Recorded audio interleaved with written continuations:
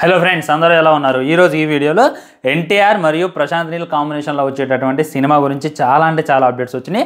అవేంటి అనేటటువంటిది క్లారిటీగా క్లుప్తంగా మాట్లాడుకునేటటువంటి ప్రయత్నం చేద్దాం. అసలు ఆ సినిమా ఎప్పుడు రిలీజ్ అయింది, సినిమా బడ్జెట్ అంతా, ఎన్టీఆర్ అని ఇప్పుడు ఆ షూటింగ్లో పాల్గొంటుందా లేదా, మొత్తం ఎన్ని షెడ్యూల్స్ ఉన్నాయి, నిజంగానే నెక్స్ట్ ఇయర్ రిలీజ్ అవుతా లేదా అనేటటువంటిది క్లారిటీగా క్లుప్తంగా ఈరోజు మాట్లాడుకునేటటువంటి ప్రయత్నం చేద్దాం. మొట్టమొదట ఈ సినిమాలో హీరోయిన్ చూసుకున్నట్లయితే రుక్మిణి వసంత. చూసుకున్నట్లయితే చాలా చిన్న హీరోయిన్ అనమాట. కన్నడలో ఇప్పుడిప్పుడే కొన్ని అప్కమింగ్ సినిమాలు అయితే చేసింది. చాలా చిన్న సినిమాలు కూడా తనైతే చేయడం జరిగింది. అలాంటి అమ్మాయిని హీరోయిన్గా అయితే తీసుకున్నారంటే నాకైతే అంటే హీరోయిన్కి అంత ఇంపార్టెంట్ ఉండదేమని చెప్పి మళ్ళీ నాకు అనిపిస్తుంది. ఉదాహరణకి సలార్ సినిమా ఉంది, అందులో మన శృతి హాసన్ తీసుకున్నారు కానీ తనకు అంత ఇంపార్టెన్స్ ఇవ్వలేదు. అదేవిధంగా ఈ సినిమాలో కూడా తనకు ఇంపార్టెన్స్ ఉండదేమో అని చెప్పి క్లారిటీగా అర్థమవుతుంది. ఆ తర్వాత టొవినో థామస్, తన గురించి మాట్లాడుకోవాలంటే ఏఆర్ఎం అనేటటువంటి సినిమా ఉంటుంది అనమాట. ఎదురు నీకు లేదులే అడ్డు నీకు రాదులే సాంగ్ గుర్తుంది కదా, అందులో నటించినటువంటి హీరో. తను చూసుకున్నట్లయితే విలన్గా తీసుకున్నారు. మామూలు ప్లాన్ కాదు, ప్రశాంత్ నీల్ గారిది మ్యాక్సిమం చిన్న చిన్న వాళ్ళని తీసుకొని వాళ్ళని ఎలివేట్ చేసి భయంకరంగా చూపించేటటువంటి ప్రయత్నం చేస్తారని చెప్పి మనందరికీ తెలుసు. సో ఇక్కడ రుక్మిణి వసంతని తీసుకున్నప్పుడు నాకు కొద్దిగా అటు ఇటుగా అనిపించింది. ఇంకా టొవినో థామస్ తీసుకున్నప్పుడు ఏదో గట్టి ప్లాన్ చేస్తున్నారు అనేటటువంటి ఫీలింగ్ కూడా అడుగడుగున కలిగిందనమాట. అండ్ ఈ సినిమా ఎప్పుడు రిలీజ్ అయ్యింది అనేటటువంటిది క్లారిటీగా మాట్లాడుకోవాలంటే నెక్స్ట్ ఇయర్ 9కి సినిమా రిలీజ్ చేస్తాం అనేటటువంటిది వాళ్ళైతే మనకు అధికారికంగా ప్రకటించారు. సినిమా చూసుకున్నట్లయితే 350 కోట్లతో అయితే నిర్మిస్తున్నారు అనమాట. దీనికోసం మన ఎన్టీఆర్ అన్న 100 కోట్ల దాకా ఛార్జ్ చేస్తుందంట. అంటే 250 కోట్లు సినిమాకి పెట్టేటటువంటి పెట్టుబడి అని చెప్పి క్లారిటీగా అర్థమవుతుంది. సినిమాకి సంబంధించిన షూటింగ్ ఆల్రెడీ స్టార్ట్ అయింది. ఆ షూటింగ్ ఏదైతే ఉందో ఇంకా ఎన్టీఆర్ అన్న అయితే అందులో ఇది కాలేదనమాట, అందులో అటెండ్ అయితే కాలేదు. ఇంకొన్ని రోజుల తర్వాత జాయిన్ అయ్యేటటువంటి అవకాశం ఉంది. ఇప్పుడు ఎన్టీఆర్ చూసుకున్నట్లయితే వార్ 2 షూటింగ్లో పాల్గొంటాను అనమాట. ఆ షూటింగ్ అయిపోయిన నెక్స్ట్ మినిట్ అంటే ఆ షూటింగ్ అయిపోతే ఆ షూటింగ్ అయితే మధ్యలో ఆపేస్తారు. ఆ తర్వాత ఎన్టీఆర్ అన్న మళ్ళీ బెంగళూరు వెళ్ళి ఆ యొక్క ఎన్టీఆర్ నీల్ మూవీలో పార్టిసిపేట్ చేస్తారు అని చెప్పి క్లారిటీగా అర్థమవుతుంది. ఈ సినిమాకు చూసుకున్నట్లయితే డ్రాగన్ అనేటటువంటి టైటిల్ పెడతారని చెప్పి కూడా మాటలైతే గట్టిగా వినపడుతున్నాయి అనమాట. ఈ సినిమా స్టోరీ ఏదైతే ఉందో నెక్స్ట్ లెవెల్ ఉంటుందంట. ఇప్పటిదాకా మనం కనీ వెనివిరంగా సినిమాని అయితే తీసేటటువంటి ప్రయత్నం చేయాలి. మొట్టమొదటి చూసుకున్నట్లయితే ప్రశాంత్ నీల్కి ఒక వే ఆఫ్ విజన్ ఉంటుంది అనమాట.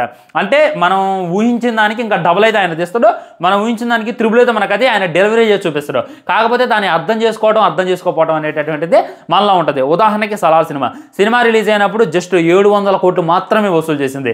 అది ఏదైతే ఉందో ఆ సినిమాకి చాలా తక్కువ అని చెప్తాం. మినిమం 1000 కోట్లు లేదా 1500 కోట్లు కొట్టినట్టయితే సలార్ సినిమా వస్తుంది అనేటటువంటిది నా ఫీలింగ్. కానీ 700 కోట్లు కొట్టడం వల్ల ప్రశాంత్ నీల్ గారే డిసప్పాయింట్ అయ్యారు. ఈ సలార్ సినిమా థియేటర్లో ఆడిన రెస్పాన్స్కి అయితే నేను అంత హ్యాపీగా లేను. కానీ సలార్ 2 ఏదైతే ఉందో నెక్స్ట్ లెవెల్ తెస్తా అని చెప్పి ఒక ఇంటర్వ్యూలో తెలియజేయడం అయితే మనందరం విన్నాం అనమాట. ఇంకా సలార్ గురించి మాట్లాడుకుంటూ అంటే ఇప్పుడు చూసుకున్నట్టయితే 2023 డిసెంబర్లో సలార్ సినిమా థియేటర్లోకి అయితే వచ్చింది. థియేటర్లో అయితే మన తెలుగు ఆడియన్స్లో కొంతమందికి నచ్చింది, కొంతమంది నచ్చలేదు. వేరే చోట్ల బాగానే ఆడింది. దీనికి కొన్ని కారణాలు ఉన్నాయి అనమాట. అదేంటి అంటే ఆ సినిమా రీమేక్ అని చెప్పి ఆ సినిమా ఆల్రెడీ ఉగ్రం అనేటటువంటి సినిమాని తీశారు. అదే యాస్ రీజన్ దింపారు, కొద్దిగా ఎలివేషన్లో కొద్దిగా బడ్జెట్ పెట్టి భారీ ఎత్తున తీశారు అని చెప్పి అదొకటి. లాస్ట్లో తెగలు అర్థం కాలేదనమాట. ఒకసేపు శౌర్యాంగ తెగ, మన్నార్ తెగ అని చెప్పి కన్ఫ్యూజ్ చేసి పడేసిండు. దానివల్ల అప్పట్లో ఆడియన్స్ దాన్ని అయితే అంత జీర్ణించుకోలేకపోయారు. అంటే అంత హెవీ ఫుడ్, అంత క్వాలిటీ ఫుడ్ పెట్టేసరికి వీళ్ళకైతే అర్థం కాలేదనమాట. కానీ సినిమా అయితే ఆఫ్లైన్లో భయంకరంగా హిట్ అయింది. చూసుకున్నట్లయితే 2024 ఫిబ్రవరి సినిమా ఓటీటీలోకి అయితే వచ్చింది. అప్పటి నుండి ఈ 2025 ఇదే ఫిబ్రవరి దాకా ట్రెండింగ్లో కొనసాగుతూనే ఉంది. ఎందుకంటే కొద్దిగా డిప్రెషన్లో ఉన్నా, కొద్దిగా మానసిక స్థితి బాగోపోయినా, కొద్దిగా అటు ఇటుగా ఉన్నా, కొద్దిగా ఏదో లోన్లీగా ఉన్నా కానీ అందరూ కూడా సలార్ సినిమాను ఓపెన్ చేసి హెచ్డీలో చూసేటటువంటి ప్రయత్నం చేస్తున్నారు. మొన్న నేను కూడా నెట్ఫ్లిక్స్లో సలార్ సినిమా చూసి అసలు చూస్తుంటే మామూలుగా అనిపించలేదు అనమాట. ఈ విధంగా ప్రశాంత్ నీల్ గారికి ఒక వే ఆఫ్ ఇది ఉంటుంది అనమాట. ఎలా తీయాలి అనేటటువంటిది చాలా జాగ్రత్తగా తెస్తారు. కాకపోతే అది మనకి అర్థం చేసుకునేటటువంటి ఇదిగా ఉంటుంది. ఈ ఎన్టీఆర్ నీల్ మూవీలో చూసుకున్నట్లయితే సలార్లో ఎలాంటి మిస్టేక్స్ అయితే జరిగాయో అలాంటి మిస్టేక్స్ ఏటికి కూడా తావు లేకుండా జాగ్రత్తగా తీసేటటువంటి ప్రయత్నం చేస్తున్నారనమాట. ఉదాహరణకు చూసుకున్నట్టు ఇది ఒక పీరియాడిక్ టైప్ అని చెప్పి క్లారిటీగా క్లుప్తంగా అర్థమైపోతుంది అనమాట. మన ఎన్టీఆర్ అన్నం చూసుకున్నట్లయితే భీమా యొక్క రెఫరెన్స్లో చూపిస్తున్నారు అనమాట. మహాభారతంలో మనం కర్ణుడి గురించి మాట్లాడుకున్నాం, కృష్ణుడి గురించి మాట్లాడుకున్నాం, అర్జునుడి గురించి మాట్లాడుకున్నాం. కానీ మాట్లాడుకుంది భీముడి గురించి.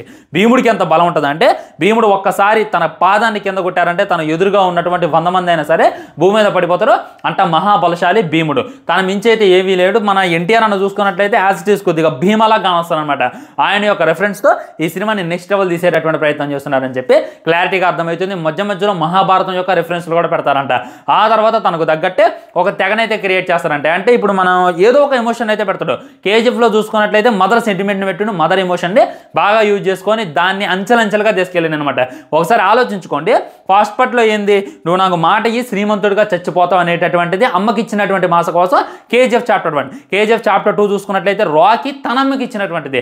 అమ్మ ఈ భూమి మీద ఉన్నటువంటి బంగారం మొత్తం కూడా నీకు తీసుకొస్తానమ్మా అనేటటువంటి మాట చెప్పడం. ఫస్ట్ పార్ట్లోనేమో అమ్మకి ఇచ్చినటువంటి మాట కోసం తిప్పిండు, సెకండ్ పార్ట్లోనేమో అమ్మ కోసం ఇచ్చిన మాట కోసం తిప్పిండు అనమాట. అదేవిధంగా భూమి మీద ఉన్నటువంటి గోల్డ్ అంతా తవ్వేయటం, దాన్ని దేశపై సముద్రంలో కలిపేయటం, అంటే ఇచ్చిన మాట ప్రకారం మొత్తాన్ని కూడా వాళ్ళ అమ్మ దగ్గరకు తీసుకెళ్ళి అనేటటువంటిది 2 మెయిన్ పాయింట్లతో 2 చాప్టర్లను తీసి భారీ విజయాన్ని అయితే సాధించిండు. నాకు తెలిసి కేజీఎఫ్తో భయంకరమైనటువంటి వసూలు సాధించింది. వాళ్ళు దాని గురించి ఏమి కూడా మనకు అధికారంగా తెలియజేయలేదు. ఇదైతే ఉన్నటువంటి వాస్తవం అనమాట. అదేవిధంగా సలార్ చూసుకున్నట్లయితే సలార్ పార్ట్ 1 మొత్తం కూడా ఫ్రెండ్కి ఇచ్చినటువంటి మాట కోసం.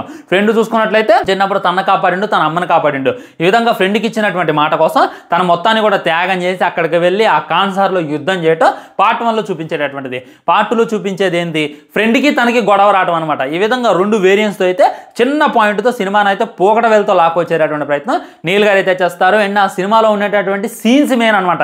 స్టోరీ అనేటటువంటిది లెక్కే కాదు, ఆ స్ట్రాటజీస్ అనేటటువంటిది, ఆ స్టోరీ అనేటటువంటిది ఎవడు కూడా పట్టించుకోడు. ఓన్లీ ఫైట్స్ ఎలివేషన్లో, ఫైట్స్ ఏ రేంజ్లో ఉన్నాయి. ఇప్పుడు చూసుకున్నట్లయితే ఎన్టీఆర్ అన్న తన కళ్ళతోనే యాక్టింగ్ చేస్తారు. మీకు అందరికీ తెలుసు ఎన్టీఆర్ని కరెక్ట్గా యూజ్ చేసుకోవాలి కానీ మామూలుగా ఉండదు.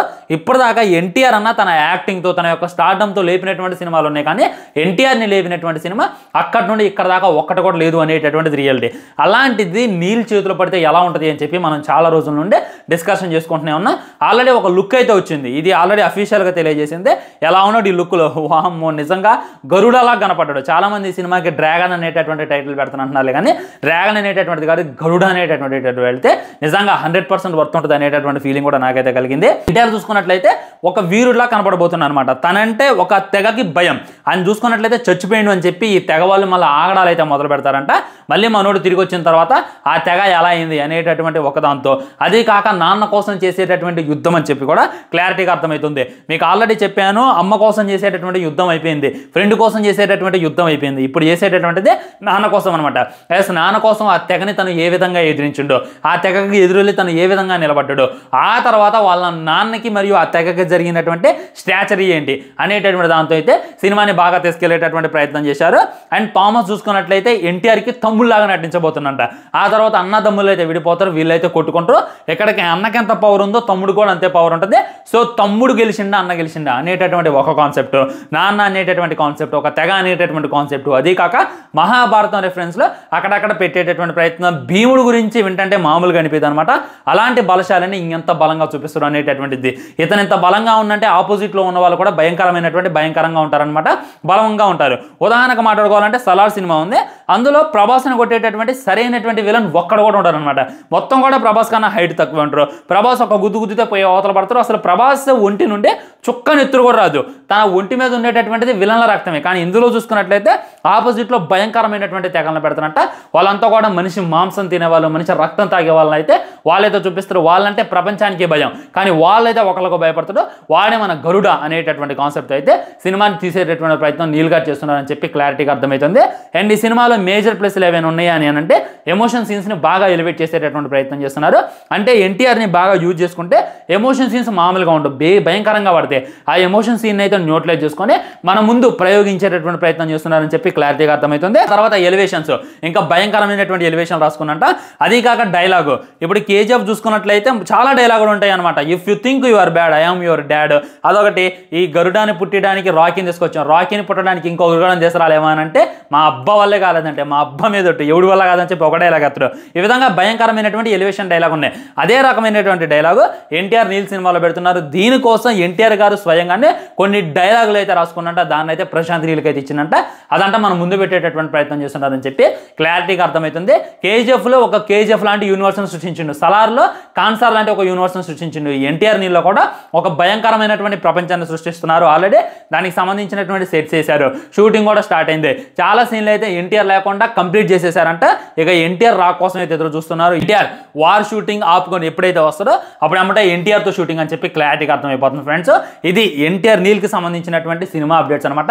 ఇంకా చాలా అప్డేట్స్ ఉన్నాయి, అవన్నీ వచ్చిన తర్వాత. అండ్ సలార్ సృష్టిస్తున్నటువంటి విజృంభం గురించి, యూనివర్సిటీలో సలార్ని ఎలా ప్లే చేశారు, ఏ యూనివర్సిటీలో ప్లే చేశారు, దానికి ఎంత రెస్పాన్స్ వచ్చింది అనేటటువంటిది ఇంకో వీడియోలో మాట్లాడుకునేటటువంటి ప్రయత్నం చేద్దాం. ఆ తర్వాత చావా మరియు లైలా కలెక్షన్స్తో మళ్ళీ కలుద్దాం. బై బై, నమస్కారం. ఛానల్ని సబ్స్క్రైబ్ చేయండి, వీడియో లైక్ చేయండి, వీలైనంత వీడియోని షేర్ చేయండి. వందే మాత్రం చేయండి.